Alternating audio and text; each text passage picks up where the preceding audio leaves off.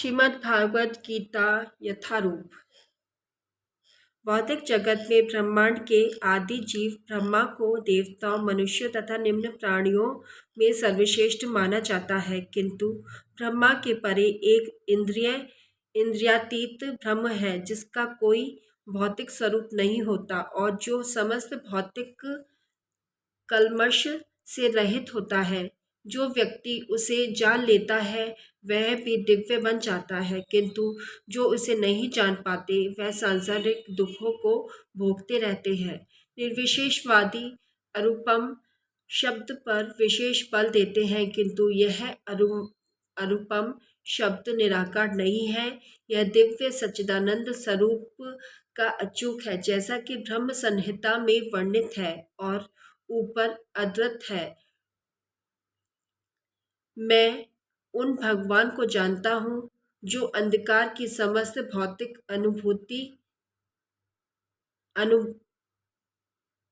अनुभूतियों से परे है।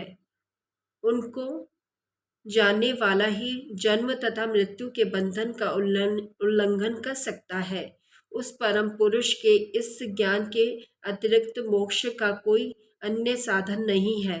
उन परम पुरुष से बढ़कर कोई सत्य नहीं, क्योंकि वह श्रेष्ठतम है। वह सूक्ष्म से भी सूक्ष्मतर है और महान से भी महानतर है। वह मूक वृक्ष के समान स्थित है और दिव्य आकाश को प्रकाशित करते हैं। जिस प्रकार वृक्ष अपनी जड़ें फैलाता है, वह भी अपनी विस्तृत शक्तियों का प्रसार करते हैं। इन श्लोकों से निष्कर्ष निकलता है कि परम सत्य ही शिव भगवान है और जो अपनी विविध परा अपरा शक्तियों के द्वारा सर्वव्यापी है। हे कुंती पुत्र, मैं जल का स्वाद हूँ, सूर्य तथा चंद्रमा का प्रकाश हूँ, वैदिक मंत्रों में ओंकार हूँ, आकाश में ध्वनि हूँ और मनुष्य में सामर्थ्य हूँ। यह श्लोक बताता है कि भगवान किस प्रकार अपनी विविध परा तथा अपरा शक्तियों द्वारा सर्वव्यापी है। परमेश्वर की प्रारंभिक अनुभूति उनकी विभिन्न शक्तियों द्वारा हो सकती है और इस प्रकार उनका निराकार रूप में अनुभव होता है।